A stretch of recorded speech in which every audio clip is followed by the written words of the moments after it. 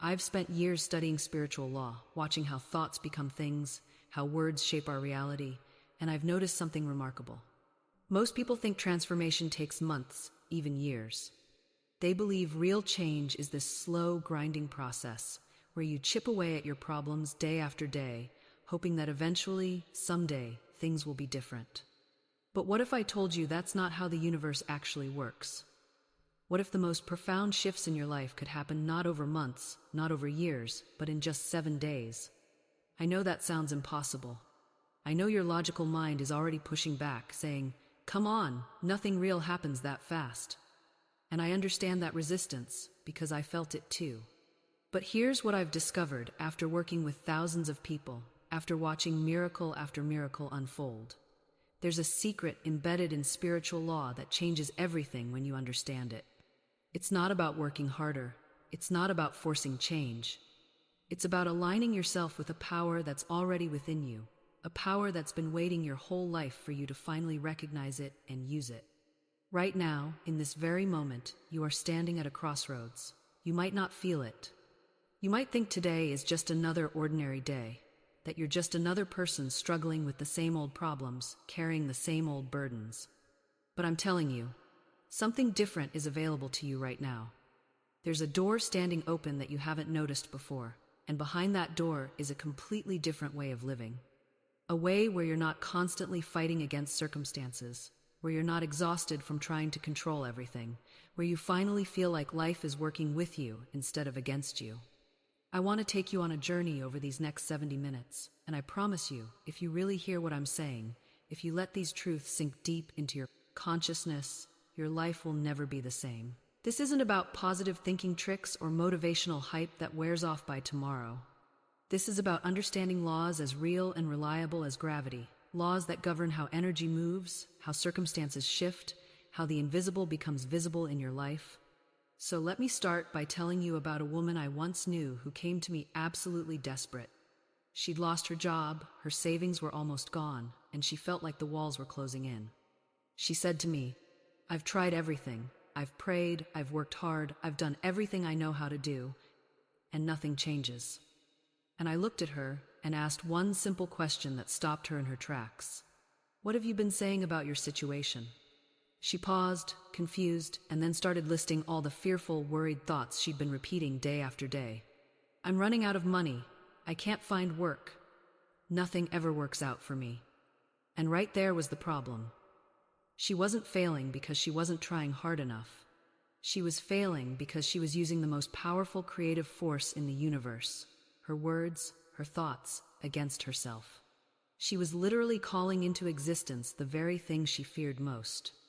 Every night before bed, she would lie there, mind racing, and she'd say, "I hope I don't mess up tomorrow. I really hope nothing goes wrong." And the universe, hearing only the dominant thought, heard, "Mess up, something going wrong."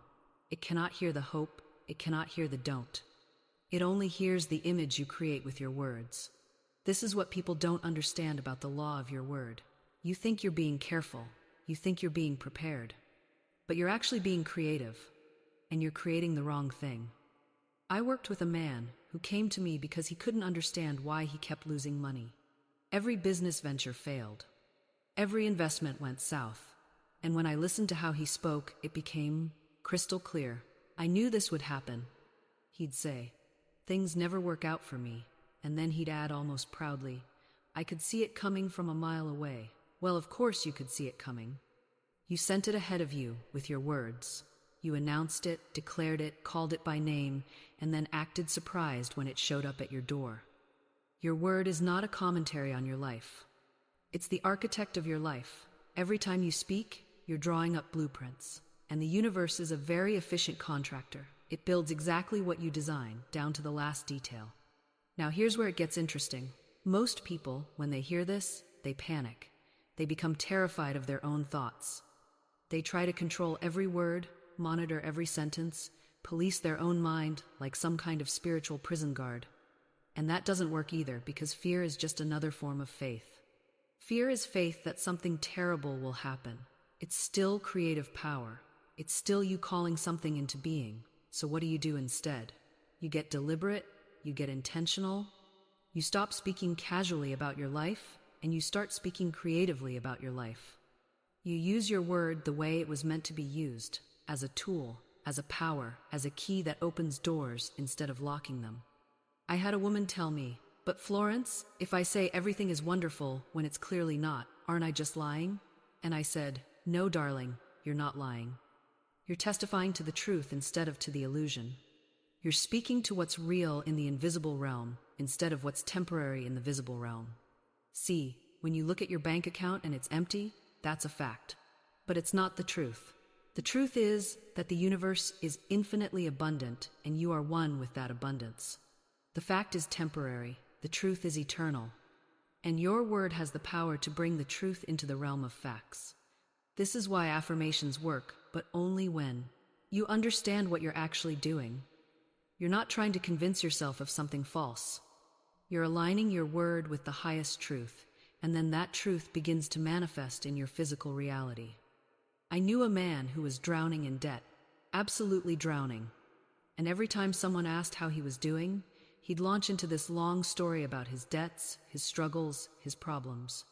He was rehearsing his poverty. He was narrating his lack. And every time he told that story, he reinforced it. He made it more real. He gave it more power. I said to him, "Every time you tell that story, you're placing an order with the universe for more of the same. Is that what you want to order?" And something clicked for him. Within a week, he stopped telling the story. Within a month, the situation began to shift. Not because the universe suddenly decided to be nice to him, but because he stopped reinforcing the negative pattern with his words. He stopped ordering disaster and started ordering something different. You see, most people don't realize they're walking around all day, placing orders. "I can't afford that." Order placed. "This always happens to me." Order placed. "I'm so unlucky." Order placed. And then they wonder why their life looks the way it does. They're getting exactly what they ordered. They just didn't realize they were ordering it. Now, I'm not saying you should lie to yourself. I'm not suggesting you stand in front of the mirror and repeat affirmations that you don't believe. That's just noise. What I'm talking about is becoming aware of the casual, repetitive stories you tell that are programming your subconscious mind and sending out vibrations into the world. Your subconscious mind doesn't judge. It doesn't say, "Oh, she's just venting, she doesn't really mean it." No, it takes everything you say as an instruction. It's like the most obedient servant you've ever had. You say, "I never have enough money," and it goes, "Understood." Creating more experiences of not having enough money. You say, "Nobody respects me," and it responds, "Got it." Arranging more situations where you feel disrespected. This is why people stay stuck for years, sometimes decades. Not because they're cursed, not because the universe has it out for them, but because they're consistently, persistently, innocently ordering the same thing over and over again with their words. I had a woman come to me once who couldn't understand why she kept attracting the wrong men. Every relationship ended the same way. Betrayal, disappointment, heartbreak. And she'd say to me, "Why do I always pick the wrong ones? I have terrible taste in men. I'm so bad at this." Do you hear it? I always pick wrong. I have terrible taste. I'm bad at this. Those aren't just observations. Those are declarations. Those are orders being placed with the universe. And the universe, being the perfect order taker that it is, kept delivering exactly what she was asking for. I told her, "You're not bad at choosing. You're excellent at manifesting exactly what you're declaring. The problem isn't your taste, it's your testimony." She looked at me like I'd spoken in a foreign language. But slowly, it sank in. She began to hear herself. She started catching those automatic statements before they left her mouth. And more importantly, she started replacing them with something different. Not with lies, not with "I'm amazing at choosing partners" when she didn't believe it, but with "I'm learning, I'm becoming clearer about what I want. I'm attracting better with each experience." Small shifts, believable shifts, but shifts nonetheless. And here's what's beautiful about this. The moment you change your words, you change your vibration. The moment you change your vibration, you change what you're attracting. It's not magic, it's law. It's as predictable as gravity. Think about someone you know who always seems to have good luck. Pay attention to how they, talk. They don't dwell on problems. They don't rehearse disasters. When something goes wrong, they say, well, that didn't work. What's next? When something goes right, they celebrate it, they talk about it, they let it fill their consciousness. They're not pretending, they're not delusional. They're just naturally aligned with what they want because their words support it. You see, most people are swimming upstream with their mouths. They want love, but they keep saying nobody really sees me. They want abundance, but they complain about prices everywhere they go. They want health, but they discuss their symptoms like morning news headlines with anyone who'll listen. And here's what breaks my heart. They think they're just being honest. They think they're just talking about reality. But what they don't realize is that they're creating tomorrow's reality with today's words. I watched this happen with a woman who came to me exhausted, absolutely depleted. She wanted more energy, wanted to feel alive again. But every single day, the first words out of her mouth were, "I'm so tired." She said it to her husband at breakfast. She said it to her coworkers. She said it to the grocery clerk. She was literally declaring tiredness as her identity. I asked her to try something radical for just 1 week. Stop announcing how tired she was. Not to lie if someone asked directly, but to stop volunteering it. Stop introducing herself to each day with that declaration. She looked at me like I'd asked her to climb Everest. "But I am tired," she said. "What am I supposed to say? Say you're looking forward to feeling more energized?" I told her, "Say you're taking care of yourself. Say you're listening to what your body needs. Say anything that doesn't seal you into the identity of an exhausted person." 3 weeks later, she told me something shifted. Not because the affirmations were magic, but because when you stop constantly affirming the problem, you create space for something new. You stop being the person who's tired, you become the person who's recovering, who's healing, who's on their way back to vitality. Your words are always doing something. They're never neutral. They're either building the bridge to what you want or reinforcing the walls around what you don't want. And most people have no idea how much they're talking themselves into corners all day long. I can't afford that. That never works for me. I'm just not lucky. People like me don't get those opportunities. Every single one of those sentences is in grace. Instruction to your subconscious mind, to the universe, to life itself. You're basically walking around with a megaphone, announcing what you expect, and then you're shocked when life delivers exactly that. Now, I'm not talking about toxic positivity here. I'm not saying you should slap a smile on your face and pretend everything's wonderful when it's not. That's just denial with better lighting. What I'm talking about is consciously choosing which reality you're going to reinforce with your attention and your words. There's a difference between acknowledging a challenge and making it your identity. There's a difference between saying, "This situation is difficult right now," and saying, "My life is always difficult." One is an observation, the other is a declaration of permanence. The people who change their lives aren't the ones who deny reality. They're the ones who refuse to give their problems more power through constant repetition. They acknowledge what is, but they speak more about what they're moving toward. There's a woman I knew who had been struggling financially for years. Every conversation began the same way. "I'm so broke. I never have enough. Money just slips through my fingers." She wasn't lying, those were her circumstances. But she was also cementing them with every repetition. One day I asked her, "What if you stopped announcing your poverty and started announcing your intention?" She looked at me like I'd suggested she deny reality. But I said, "I'm not asking you to pretend you're wealthy. I'm asking you to stop giving your lack a microphone." She started small. Instead of "I'm so broke," she began saying, "I'm building my financial foundation." Instead of "I never have enough," she'd say, "I'm learning to manage what I have with more wisdom."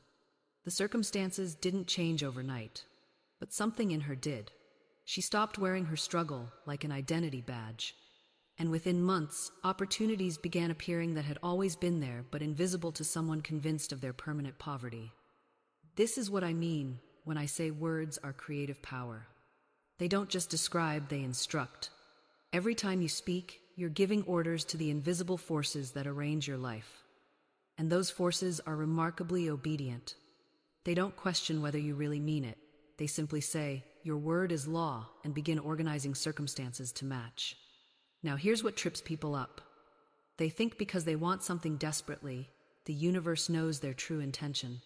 They think their desire counts more than their declarations. But desire without corresponding words is like a seed without soil. It has potential, but no place to root. You must give your desire a voice.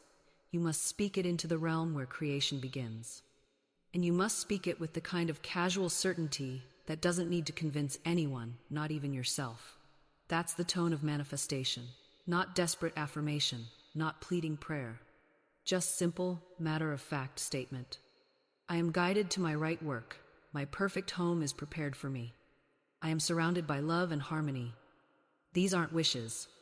They're announcements of what already exists in the invisible realm, waiting for your recognition to pull them into form. But most people speak the opposite into existence. They announce their fears more than their intentions. They describe their problems with more passion than their possibilities. And then they wonder why their lives feel like an endless loop of the same struggles. The universe doesn't respond to what you secretly hope for. It responds to what you consistently declare. And if your declarations are filled with limitation, complaint, and fear, that's exactly what will continue to show up, not because you're cursed, but because you're creating it with every word. So here's what I invite you to do, and I mean truly invite, because this isn't about perfection, it's about practice. Start listening to yourself. Not in a judgmental way, but with genuine curiosity. What are you saying when things don't go your way? What words come out of your mouth when you open your bank account, when you look in the mirror, when someone asks how you're doing? Because most of us are on autopilot. We say the same negative phrases so often they've become invisible to us. I'm broke. Nothing ever works out for me. I can't afford that. People always let me down. These aren't just casual observations, they're commands. They're instructions you're giving to the universe about what to create more of in your life. And I know what you might be thinking. But Florence, I'm just being honest. I am broke. Things don't work out. And I hear you. But here's the difference between honesty and creation. You can acknowledge where you are without cementing yourself there. You can say, I'm in a tight spot financially right now, but I'm open to abundance flowing to me. You can say, that didn't work out, but I trust something better is coming. Do you feel the difference? One version is a prison, the other is a doorway. The words we speak are either building walls or opening windows. They're either keeping us locked in the old story or inviting in the new one. And the beautiful thing is, you get to choose. Every single time you open your mouth, you get to choose whether you're reinforcing the past or calling in the future. I remember working with a woman who would say, every single day, I never have enough time. Morning, noon, and night, I don't have time for that. There's never enough time. I'm so behind. And then she'd wonder why her days felt frantic, why she was always rushing, why she could never catch up. She was literally speaking her experience into being over and over again. So I challenged her, for 1 week, stop saying you don't have time. Instead, say, I have all the time I need for what matters. Even if it felt like a lie at first, even if her schedule hadn't changed. And do you know what happened? Within 3 days, opportunities started opening up. A meeting got canceled, giving her a free afternoon. Someone offered to help with a project she thought she had to do alone. Little pockets of time appeared that had always been there, but she'd been too busy declaring scarcity to notice them. The universe didn't suddenly create more hours in her day. It simply responded to her new declaration. She stopped affirming chaos, and chaos stopped being her reality. This is the part where people say, but Florence, isn't that just positive thinking? Doesn't it ignore real problems? No, it doesn't ignore anything, it transforms it. There's a massive difference between denying reality and refusing to give it power. When you change your words, you're not pretending the problem doesn't exist, you're shifting your relationship to it. You're moving from victim to creator, from powerless to powerful. Let me tell you about Sarah. She'd been stuck in the same job for 7 years, watching less qualified people get promoted around her. Every Monday morning, she'd say to herself, I'm trapped in this dead-end job. Nobody appreciates me. I'll never get ahead. And you know what? She was absolutely right. Not because it was true, but because she kept speaking it into existence. Then one day, after another rejection for a position she was perfect for, something in her snapped. Not in a breaking way, in a waking up way. She realized her words were building a prison around her opportunities. She started changing her language, not with flowery affirmations that felt fake, just simple shifts. Instead of "I'm trapped," she said, "I'm preparing for something better." Instead of "nobody appreciates me," she said, "I'm building skills that will be recognized." Instead of "I'll never get ahead," she said, "my breakthrough is forming right now." Within 3 months, a former colleague reached out about a position at another company. The salary was 40% higher. The role was exactly what she'd been qualified for all along. But here's what she told me that gave me chills. The opportunity was probably always there. I just couldn't see it through the fog of my own words. Your words create a filter through which you experience reality. When you speak lack, you literally train your mind to look for evidence of lack. Your brain is incredibly efficient. It shows you exactly what you tell it to find. It's not being cruel, it's being obedient. This is why 2 people can walk through the exact same day and have completely different experiences. One person speaks opportunity, the other speaks obstacle. One person speaks abundance, the other speaks scarcity. They're living in the same world, but they're not experiencing the same reality. You might be thinking, but what if I'm just being realistic? What if things really are difficult right now? And yes, I hear you. Circumstances are real. Bills are real. Challenges are real. I'm not suggesting you pretend your way out of genuine problems. But here's what I am suggesting. There's a difference between acknowledging a circumstance and empowering it with your words. There's a difference between saying, "This is challenging," and "This is impossible." There's a difference between "I don't have this yet," and "I'll never have this." One speaks truth to the moment. The other speaks a sentence over your future. And your subconscious mind? It doesn't know the difference between description and declaration. When you say, "I can't afford this," your subconscious doesn't hear it as temporary commentary. It hears it as permanent identity. It begins organizing your life around that statement. It closes doors you didn't even know were opening. Think of your words like seeds. You wouldn't plant thistle seeds in your garden and expect roses to grow. You wouldn't plant weeds and hope for vegetables. Yet every day, people plant word seeds of failure, lack, and limitation, then wonder why their life doesn't bloom with success. The universe is literal. It takes you at your word. When you say, "I'm so broke," it says, "Okay, let me show you more ways to be broke." When you say, "Nothing ever works out for me," it says, "Sure. Let me arrange circumstances that confirm that belief."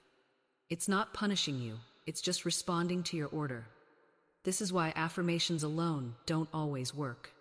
You can stand in front of a mirror and say, "I am wealthy," 100 times. But if underneath that, your dominant mental attitude is one of lack and limitation, if your inner conversation is a constant stream of "I can't afford this," and "money is so hard to come by," you're just putting a thin coat of paint over a crumbling wall. The subconscious doesn't hear the words you're forcing yourself to say for 5 minutes in the morning. It hears the thoughts you think all day long. It hears the tone of your inner voice. It feels the emotional frequency you're broadcasting from the moment you wake up to the moment you fall asleep. That's the real work. Not the affirmation you speak out loud, but the mental atmosphere you live in. Not the vision board you look at for 2 minutes, but the images you hold in your imagination hour after hour. The universe doesn't respond to your wishes. It responds to your assumptions. It responds to what you genuinely believe to be true about yourself and your life. So many people are walking around affirming one thing while believing another. They're saying, "I am abundant," while feeling terrified about their bank account. They're declaring, "I am loved," while feeling fundamentally unworthy of love. And then they wonder why nothing changes. It's because you can't fool the subconscious. You can't trick it with words. It knows what you really believe. It knows where you actually live mentally and emotionally. I knew a woman who wanted to get married more than anything. She did all the spiritual practices. She wrote lists about her ideal partner. She visualized her wedding day. She prayed and affirmed and did everything she was supposed to do. But every time a good man showed interest in her, she'd find something wrong with him. She'd sabotage the relationship before it even started. And when we really talked about it, when we dug beneath the surface, she admitted she didn't actually believe she deserved a wonderful relationship. Her father had abandoned her when she was young, and deep down, she believed all men would eventually leave. She believed she was fundamentally unlovable. So no matter how many affirmations she spoke, her subconscious was running a different program entirely. It was protecting her from the pain of abandonment by making sure she never got close enough to anyone to be left. That's the trap so many people fall into. They're trying to use spiritual principles like magic spells, like if they just say the right words in the right order, everything will change. But this isn't about magic, it's about alignment. It's about bringing your conscious desires into harmony with your subconscious beliefs. It's about changing the inner atmosphere so completely that the outer circumstances have no choice but to reflect it. And here's what's beautiful. Once you understand this, once you really get that your subconscious is just following orders, you stop being a victim. You stop blaming the universe or God or other people for your circumstances. You realize you've been the one giving the orders all along. And if you've been giving the wrong orders, you can start giving new ones, right now, this moment. You don't have to wait for anything to change externally. You can change your inner world immediately and watch as the outer world rearranges itself to match. I've seen this principle work in the most unexpected ways. A woman once came to me who had been struggling financially for years. She had tried every practical solution. She'd cut expenses, worked multiple jobs, budgeted down to the penny. Nothing changed. But when we looked at her inner conversation, she was constantly saying, "I can't afford it, there's never enough. Money slips through my fingers." I asked her to change just one thing. Every time she caught herself thinking a thought of lack, she was to immediately say, "There is a divine supply for every demand." Not to force belief, but simply to interrupt the pattern. To plant a different seed. Within 2 weeks, opportunities began appearing that she hadn't seen before. A former colleague reached out with a job offer. She found money she'd forgotten about in an old account. A client who owed her money suddenly paid up after months of silence. The circumstances didn't change because the world shifted. They changed because she shifted. She began looking through different eyes, and different things became visible to her. This is what I mean by changing your inner world. Your inner world is the filter through which you perceive everything. It's the lens that determines what you notice, what you dismiss, what you think is possible, and what you think is out of reach. Change the lens, and you change what you see. Change what you see, and you change what you experience. You might be thinking, but what about real problems? What about circumstances that genuinely need to change? I'm not suggesting you deny reality. I'm suggesting you stop giving reality all the power. Your current circumstances are the result of past thinking. They're old news. They're yesterday's mental diet showing up today. If you keep reacting to them with the same thoughts and feelings, you'll just keep creating more of the same. But the moment you shift your inner world, the moment you decide to see things differently, to speak differently, to feel differently, you set a new cause in motion, and that new cause must produce a new effect. It's law. It's as reliable as gravity. Let me give you something practical. Right now, think of one situation in your life that feels stuck. Maybe it's a relationship that's strained, a goal that feels impossible, a pattern you can't seem to break. Now, instead of focusing on why it's stuck, ask yourself, what would I need to believe for this to resolve easily? What thought would someone hold who experiences this flowing effortlessly? Don't ask how it will happen. That's not your job. Your job is to align with the feeling of the wish fulfilled, to step into the inner experience of already having what you desire. Because here's the secret they don't teach you. The universe doesn't respond to what you want, it responds to what you are. It mirrors back the state you're occupying. If you're occupying a state of lack, of struggle, of not yet, the universe says, okay, here's more lack, more struggle, more not yet.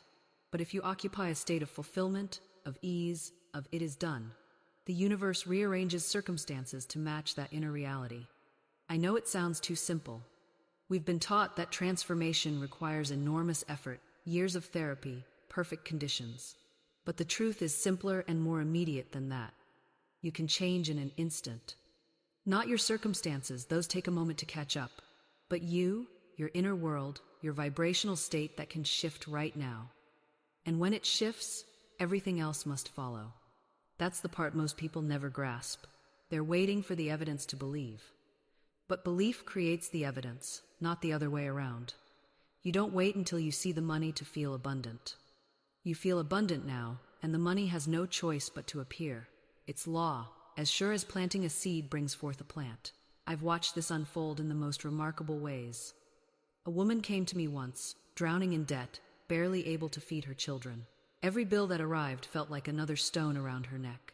And I told her, what I'm telling you, you must stop rehearsing your lack. Stop telling the story of what you don't have. She looked at me like I'd lost my senses. But Florence, she said, I'm simply being honest. This is my reality. And I said, your reality is what you keep speaking into existence. You're not being honest, you're being loyal to limitation. That distinction changed everything for her. She realized she'd been defending her poverty, justifying it, giving it all her energy and attention. So we began a new practice.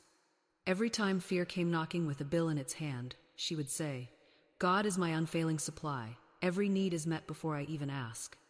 She didn't wait until she believed it. She spoke it anyway. She spoke it especially when it felt like a lie, because that's when it matters most. Within 2 months, money began appearing from the most unexpected sources.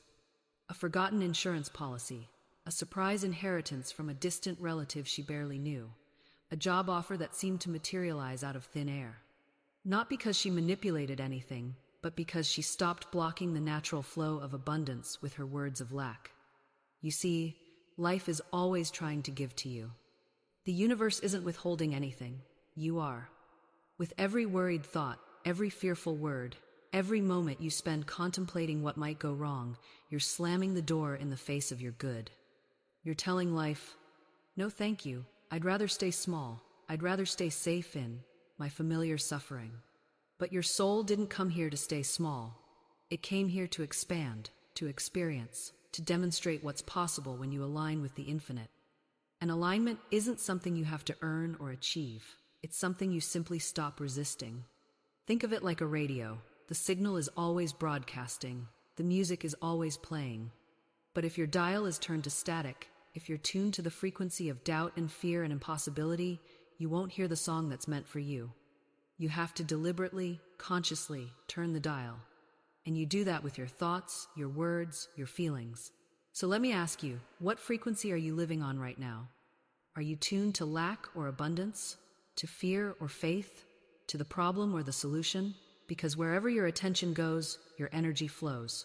And wherever your energy flows, manifestation grows. This isn't about pretending problems don't exist. It's about refusing to give them the power of your sustained attention. It's about saying, yes, I see this challenge, but I also see the infinite intelligence within me that knows exactly how to resolve it. And then you let go. You stop trying to force solutions with your limited human mind, and you allow the divine mind to work through you. This is perhaps the most difficult part of the journey, because we've been conditioned to believe that if we're not worrying about something, we're being irresponsible. We think that constant vigilance over our problems is what makes us good stewards of our lives. But the truth is exactly the opposite. Worry is not preparation. Anxiety is not planning. Fear is not protection. When you catch yourself spiraling into worry, ask yourself this simple question. Is this thought helping me create what I want, or is it keeping me bound to what I don't want? That question alone can snap you out of hours of mental spinning. Because the moment you become aware of where your attention is flowing, you reclaim your power to redirect it. I remember a woman who came to me absolutely convinced she was going to lose her home. The financial pressure was real. The notices were real. But what wasn't serving her was the endless mental rehearsal of eviction, homelessness, and ruin. Every spare moment, she was there, living in that catastrophic future in her mind. And I said to her, you're spending more time in that terrible future than you are in this present moment where you still have a roof over your head. What if you took all that energy and used it to see yourself secure, supported, and divinely provided for? She resisted at first. It felt like denial to her, like she was being foolish or naive. But I explained that she wasn't denying the challenge. She was denying the challenge the power to be her only reality. She was making space for a different outcome. And slowly, deliberately, she began to shift. Every time the fear arose, she would acknowledge it and then say, divine intelligence knows the way. I am guided to the right action at the right time. She stopped fighting the fear and started redirecting her focus. Within weeks, opportunities began to appear. An unexpected source of income, a conversation that led to a solution she hadn't considered, a grace period she didn't know was available. The outer circumstances shifted because her inner state had shifted first. She stopped feeding the nightmare and started nourishing a different vision. This is the work, not ignoring reality, but refusing to make catastrophe your dwelling place. Not pretending everything is perfect, but choosing to focus on the aspect of your situation that contains possibility rather than the aspect that contains only doom. Because wherever you place your attention consistently, that's what grows, that's what expands, that's what becomes your lived experience. And here's something else that happens when you stop feeding the negative thought loop. You create space for intuition. You create space for inspired action. When your mind is consumed with fear, there's no room for the still small voice that's trying to guide you toward your next right step. But when you quiet the chaos, when you withdraw your energy from the anxiety spiral, suddenly you can sense the subtle nudges, the gentle promptings, the ideas that arrive fully formed in a moment of peace. This is why the practice of turning away from appearances is not about ignoring reality, it's about changing which reality you're tuned into. When you look at your bank account and feel that familiar contraction in your chest, you're tuning into the frequency of lack. When you check your phone for a message that hasn't arrived and spiral into worry, you're broadcasting on the channel of abandonment. But the moment you catch yourself, the moment you consciously pivot and say, I refuse to give my power to this fear, something shifts in the invisible realm where all outcomes are born. You become like a gardener who stops watering the weeds and redirects the hose toward the flowers. The weeds don't disappear immediately, they're still there, still visible, but they're no longer being fed. Meanwhile, what you do feed begins to flourish. This is the mechanics of manifestation that most people miss. They think they need to pretend the weeds don't exist, to affirm loudly that there are only flowers while secretly knowing the garden is overrun. That's not faith, that's denial with a spiritual veneer. Real faith acknowledges what is while refusing to accept it as final. Real faith says, yes, I see this situation, yes, it looks difficult. And I also know that what I see with my physical eyes is only a small fraction of what's actually available to me. It's the difference between someone who closes their eyes and insists they're not in a dark room, and someone who opens their eyes wide in the darkness and says, I know there's a light switch here somewhere, and I'm going to find it. I've watched people transform impossible situations by this principle alone. A woman once came to me whose business was failing, her debts mounting, her health deteriorating from the stress. Every morning, she would wake up and immediately begin the mental inventory of everything that was wrong. She would check her bank balance first thing, reinforcing the fear. She would read collection notices, catastrophize about the future, play out worst-case scenarios in her mind until she was paralyzed. I told her to stop. Not to stop dealing with her responsibilities, but to stop giving her creative energy to the disaster narrative. Every morning, before she checked anything external, she was to spend 20 minutes in what I call the silence, not forcing affirmations, not trying to convince herself of anything, but simply refusing to engage with fear. Just sitting quietly, withdrawing her attention from the problem, and getting still enough to hear what her intuition wanted to tell her. She resisted at first. It felt irresponsible, she said, to not immediately confront the severity of her situation each morning. But she agreed to try. And within days, something remarkable happened. Not that her circumstances changed immediately, they didn't. But she began receiving ideas. Simple, practical, intuitive nudges. A thought about someone she should call. An impulse to revisit an old business contact. A clear sense that she should pivot her services in a specific direction. Because she was no longer drowning in anxiety, she could hear these whispers. Because she wasn't broadcasting panic, she could receive guidance. And as she followed these subtle promptings, each one feeling almost too simple to matter, doors began to open. Not through force or frantic effort, but through what looked like coincidence and luck. Within 6 months, her business had completely turned around. Not because she denied her problems, but because she stopped giving them all her spiritual power. This is what I mean when I say your inner conversation creates your outer experience. The universe is always listening to what you're saying in the privacy of your own mind. It's responding not to your wishful thinking or your occasional positive affirmation, but to your consistent mental state, your habitual inner dialogue, your default frequency. And here's what makes this so powerful. You can change that frequency right now. Not tomorrow, not when circumstances are different, not when you finally feel worthy enough right now, in this very moment. You don't need permission. You don't need to wait for external validation.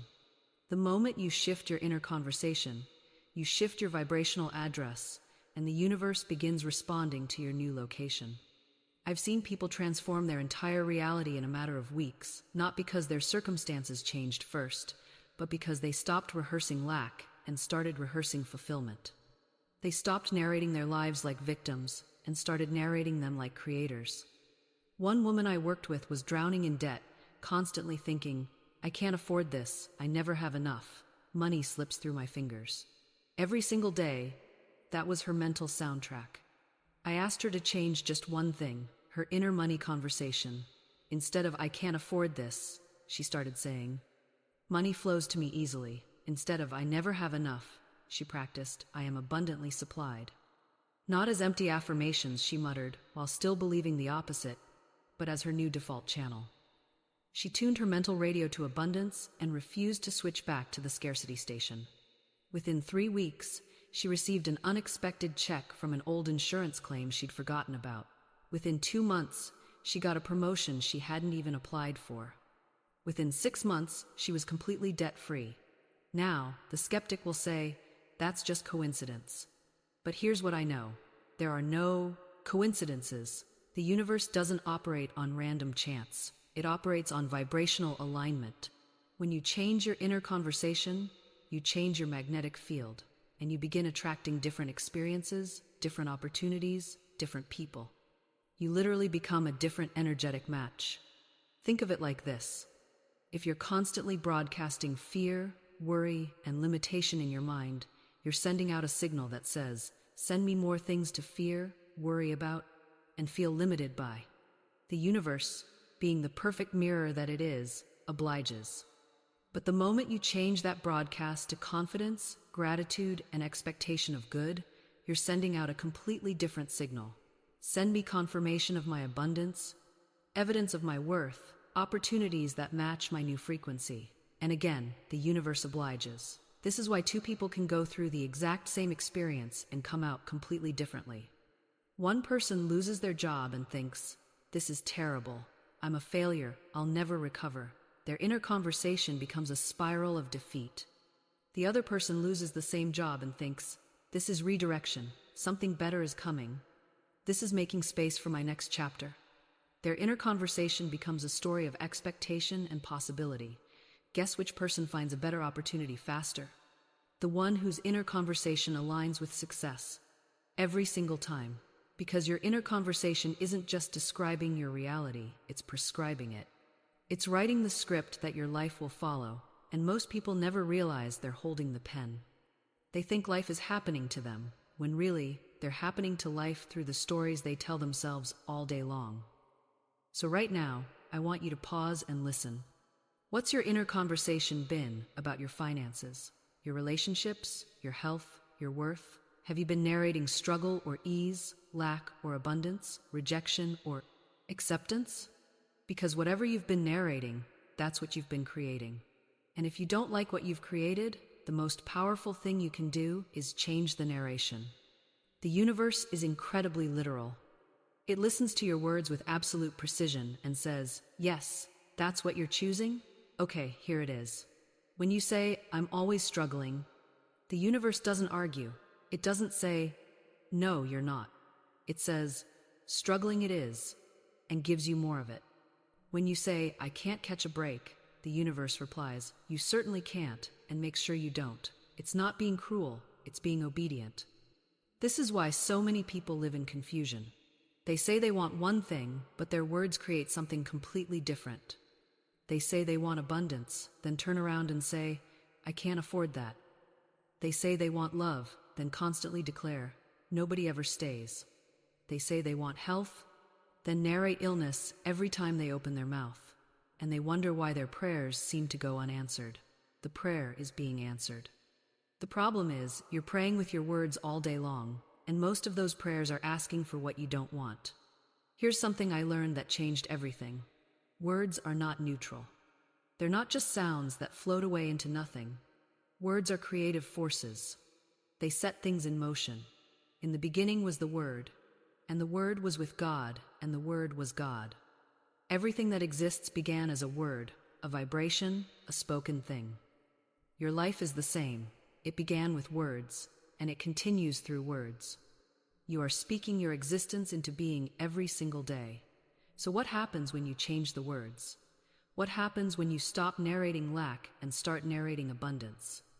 What happens when you stop declaring struggle and start declaring ease? Everything changes. I mean that literally. Not eventually.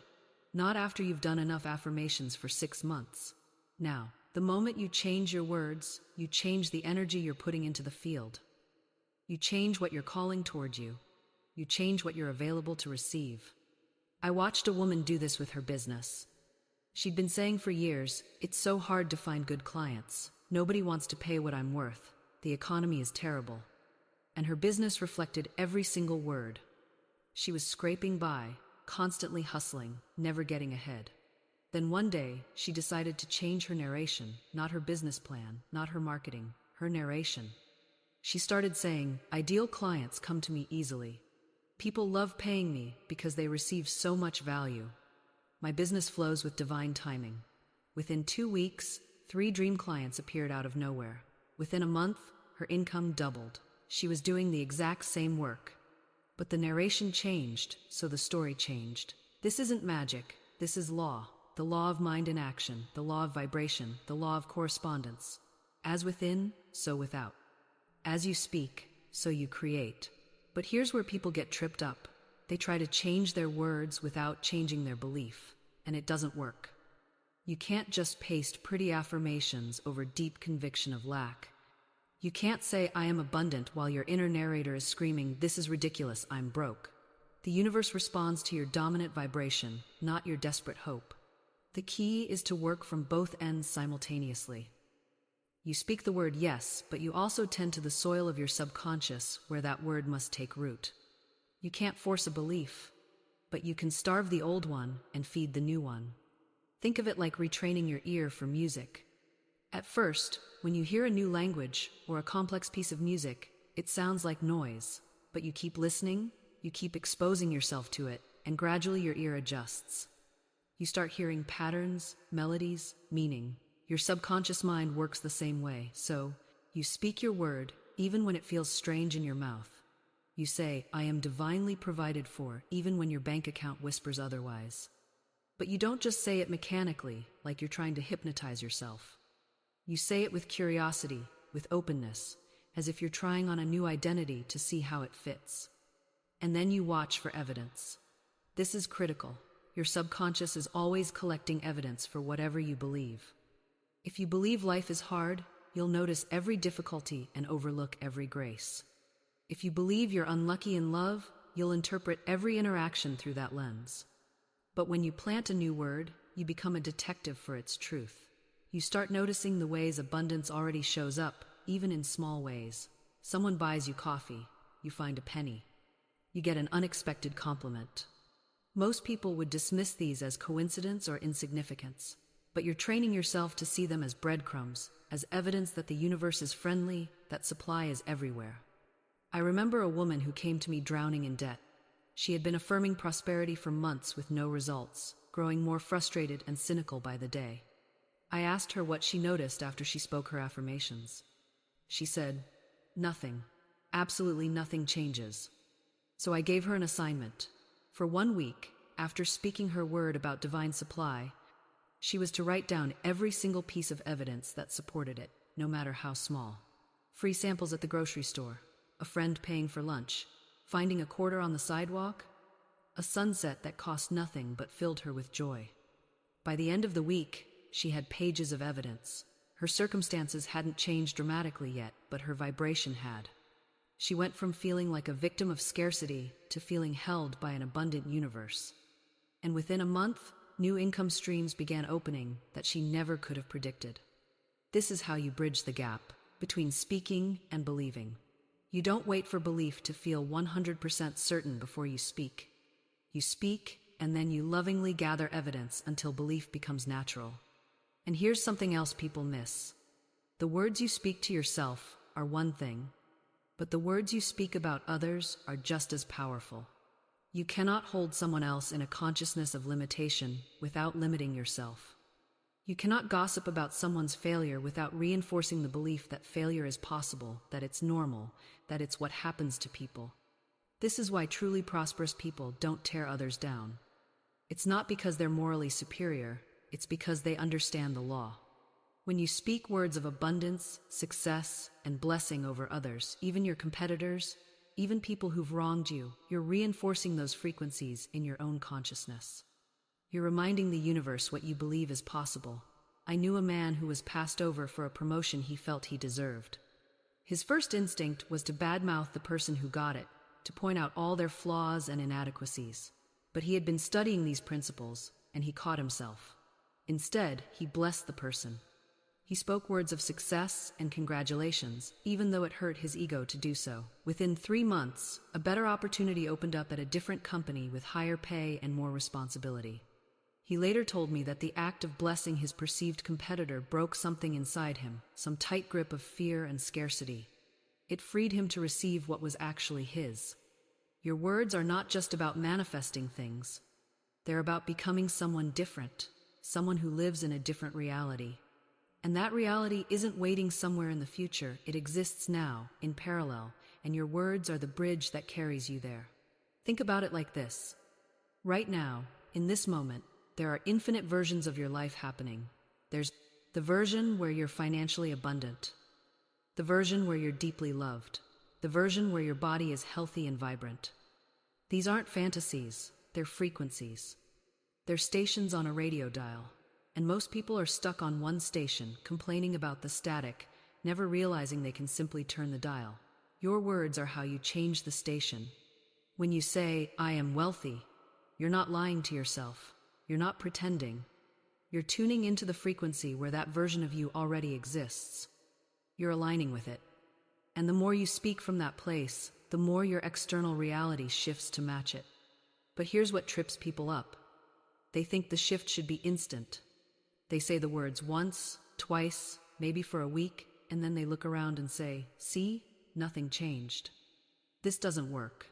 That's like planting a seed and digging it up the next day because you don't see a tree yet. The shift is happening. It's always happening. But it's happening first in the invisible realm, in your consciousness, in your energy, in the way you perceive the world. And then, gradually, sometimes suddenly, the external world catches up. I've seen this over and over. A woman comes to me, desperate for money. She's been affirming abundance for months, but sees no results. So I ask her, "When you say, 'I am abundant,' what happens right after?" She pauses. Then she says, "I feel good for a second. Then I think about my bank account and feel like a liar." There it is, the contradiction, the mixed signal. She's speaking abundance but feeling lack. And the universe doesn't respond to words alone, it responds to the vibration behind the words. So I tell her, "You're not lying. You're remembering. When you say, 'I am abundant,' you're not describing your current bank account. You're describing your true nature. You're speaking from your soul, not your circumstances." That reframe changes everything. Because now, when she speaks, she's not trying to convince herself of something that feels untrue. She's simply reminding herself of what's already real in the spiritual dimension. And when she speaks from that place, the words carry a different power. They carry conviction. And conviction is the secret ingredient that makes words work miracles. You've heard the phrase, "speak with authority," right? Most people think authority means speaking loudly or forcefully. But real authority comes from alignment. It's when your words, your feelings, and your beliefs are all pointing in the same direction. When there's no internal argument, no doubt whispering in the background. That's when your words become irresistible to the universe. Think about people who command respect without raising their voice. Leaders who walk into a room and everyone listens. They're not louder than anyone else. They're aligned. Their inner and outer worlds match, and you can feel it. You can cultivate that same alignment with your words. Not by forcing yourself to believe something, but by choosing words that feel like truth to your soul, even if they don't yet match your circumstances. For example, instead of saying, "I will be happy," which puts happiness in the future and keeps it forever out of reach, you say, "I choose happiness now." That's not a lie. That's a decision, and it's a decision you can make regardless of what's happening around you. Or instead of, "I hope things get better," you say, "I trust that everything is working for my good." Again, that's not pretending. That's perspective. That's faith. And faith spoken aloud becomes creative power. Your words don't just describe reality, they select which reality you experience. Out of all the possible outcomes, all the potential timelines, your words are the choosing mechanism. They're the filter. And most people never realize they're walking around with a filter set to lack, or fear, or limitation, wondering why their life looks that way. You have to consciously reset the filter every single day. Every time you catch yourself speaking death, you stop and speak life instead. Every time you hear yourself affirming problems, you pivot and affirm solutions. This isn't toxic positivity. This isn't pretending bad things don't exist. This is spiritual maturity. This is understanding that what you focus on expands, and your words are the most powerful focusing tool you have. Let me tell you what happened with a woman who came to me absolutely drowning in financial complaints. Every conversation started with what she couldn't afford. Every interaction circled back to her limitations. She wore her poverty like a badge of honor, as if constantly discussing her lack somehow proved she was honest or realistic. I watched her for weeks, and I noticed something fascinating. People didn't want to be around her. Opportunities seemed to avoid her. Even when good things appeared in her life, she would immediately talk them away, explaining why they wouldn't last or weren't enough. I finally said to her, "Your words are building a wall between you and your prosperity. Every complaint is another brick." She looked at me like I was speaking another language. "But I'm just telling the truth," she protested. "These are facts." "Facts change," I told her. "But your words are keeping these particular facts locked in place." I gave her one assignment. For 30 days, she could not speak about money in negative terms. She couldn't complain about bills, discuss what she couldn't afford, or participate in poverty conversations. If she had nothing positive to say about her finances, she was to say nothing at all. The first week was torture for her.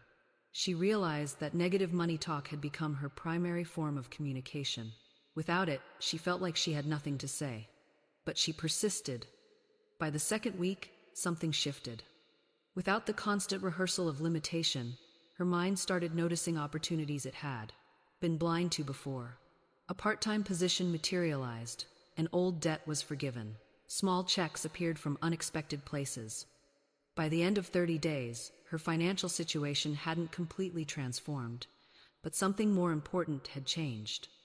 She had broken the hypnotic spell of her own negative words. She had stopped being the narrator of her own poverty story. And here's what I want you to understand. Your words don't just describe your reality, they prescribe it. They write the prescription for what you'll experience tomorrow. Every time you speak, you're placing an order with the universe, and the universe is very literal. It doesn't understand sarcasm or exaggeration. It just hears your words and says, "As you wish." This is why complainers always have something to complain about. This is why people who constantly talk about their health problems rarely experience vibrant health. This is why those who speak endlessly about betrayal keep getting betrayed. They're ordering the same meal over and over and then wondering why the menu never changes. Your words are creating a vibrational match. They're setting the frequency that determines what can enter your experience. When you speak lack, you become a magnet for lack. When you speak limitation, you tune your receiver to the limitation channel. It's not punishment. It's just law. I've seen this play out in every area of life. The person who constantly jokes about being unlucky in love somehow never meets the right person. The one who always talks about how hard life is keeps encountering situations that confirm that belief. The one who speaks about people being untrustworthy keeps finding themselves surrounded by untrustworthy people. They think they're just observing reality, but they're creating it with every word. Now, I can already hear some of you saying, "But Florence, what if I need to process something? What if I need to talk about what's wrong so I can fix it?" There's a difference between conscious problem solving and unconscious complaining. There's a difference between seeking wisdom about a challenge and rehearsing victimhood. One has intention and endpoint. The other is a loop that feeds on itself. When you bring your difficulty to someone who truly supports your highest good, you'll notice something remarkable. They don't let you stay comfortable in the problem. They might listen with compassion, yes, but then they gently turn your attention toward solution, toward truth, toward the spiritual reality behind the appearance. I had a student who would call me weekly with the same financial worry, told in slightly different words, but essentially unchanged. One day I said to her, "My dear, we've spoken this prayer together 6 times now. Either you don't believe it works, or you're more attached to the worry than the answer." She was shocked at first, but then she laughed, really laughed, because she recognized the truth in it. She'd been using our conversations not to move forward, but to validate her right to remain anxious. The next week, she called with something different in her voice. She said, "I spoke my word for prosperity every morning this week, and I didn't call to tell you about the problem. I called to tell you I got a surprise contract that covers exactly what I needed." The shift wasn't in her circumstances first. It was in her willingness to stop the loop and actually claim her good. You see, the spiritual path isn't about finding more sophisticated ways to discuss your troubles. It's about breaking the hypnotic spell they cast over you. Every time you retell the story of lack, limitation, or hurt without moving toward resolution, you're casting that spell again. You're voting for the problem to continue. Now, this doesn't mean you ignore practical matters or pretend difficulties don't exist. If your roof is leaking, you call the roofer. If your body needs attention, you see the doctor. Spiritual truth doesn't negate. Practical action, it guides and supports it. But there's a vast difference between saying, "The roof needs repair," and "I trust the perfect solution will appear," versus endlessly dramatizing the leak to everyone you meet while doing nothing constructive about it. When you're truly working with spiritual law, there's a quality of peace that underlies even your challenges. You might not have the full answer yet, but you're not in panic. You're not rehearsing disaster. You're holding steady to the truth that good is finding its way to you, even as you take whatever human footsteps are yours to take. I love the phrase, "Take it to the Lord and leave it there." That's exactly the practice. You state your need clearly, you claim the spiritual truth, and then you release the anxious mental spinning. You don't keep checking if it's working like someone who plants a seed and digs it up every day to see if it's sprouting yet. The discipline here is catching yourself when you feel that familiar pull to retell the story. That urge that says, "Oh, I should mention this problem to so-and-so. They'll understand." Pause right there.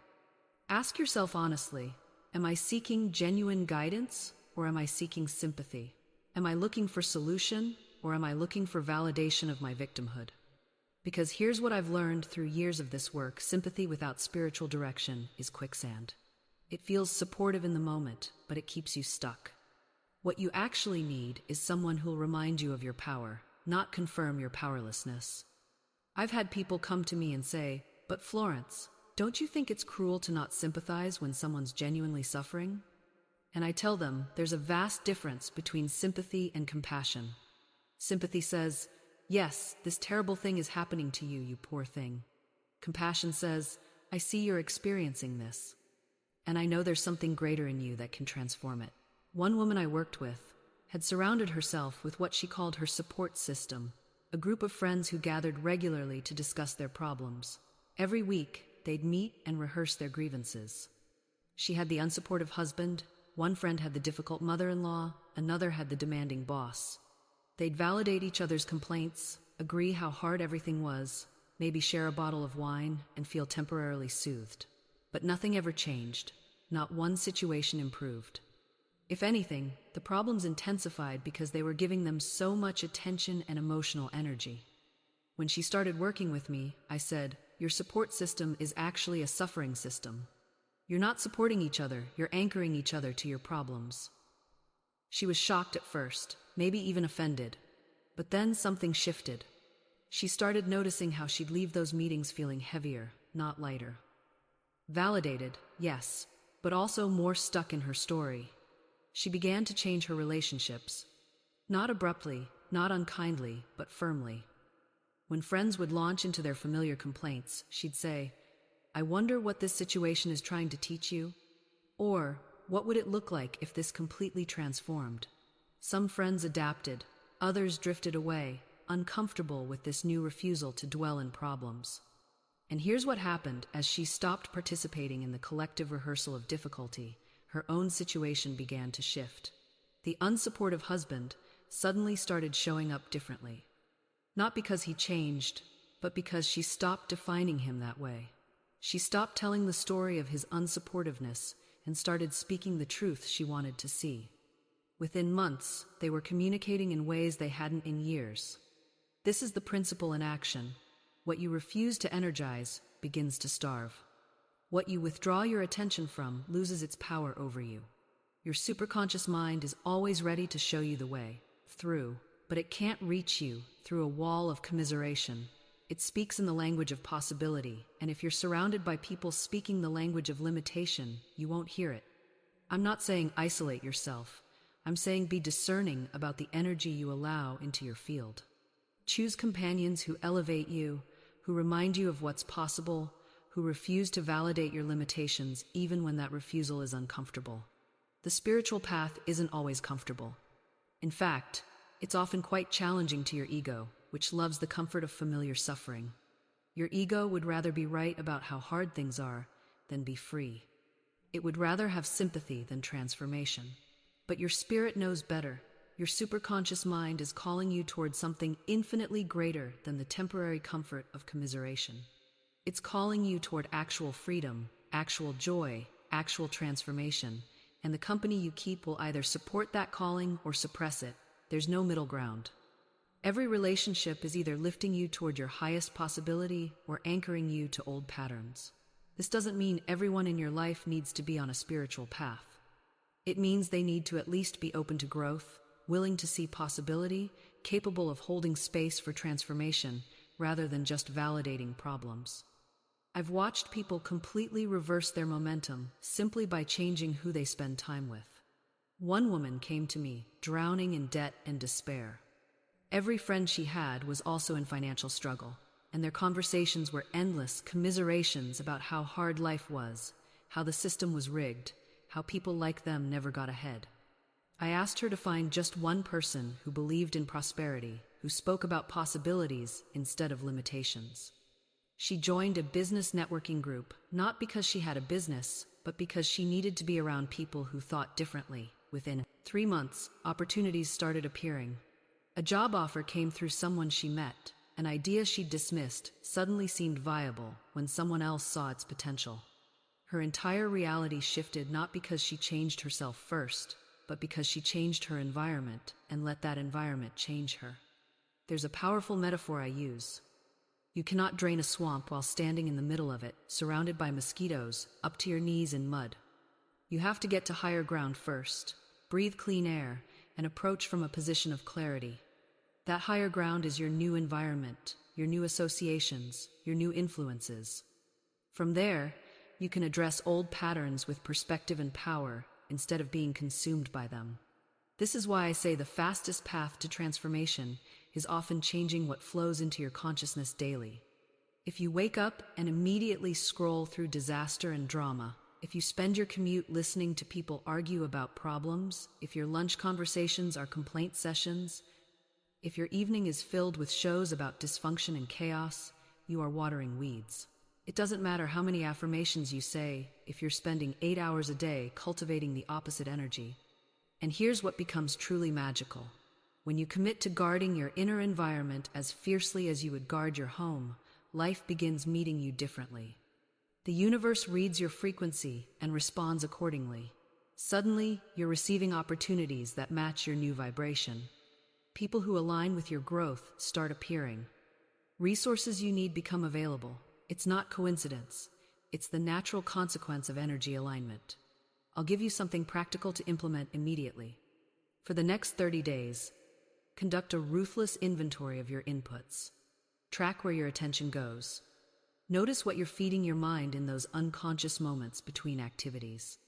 When you're waiting in, line, driving, before bed, first thing in the morning, what thoughts are you entertaining? What content are you consuming? What conversations are you having? Then make one substitution each week. Replace one negative input with a positive one. Swap one limiting conversation for one expansive book. Exchange 1 hour of mindless scrolling for 1 hour of intentional learning or inspiration. You'll be shocked how quickly your inner world transforms.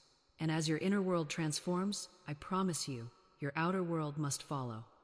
It has no choice. The law is absolute. As within, so without. As in consciousness, so in experience. Guard your garden with devotion, and watch what grows there reshape your entire existence.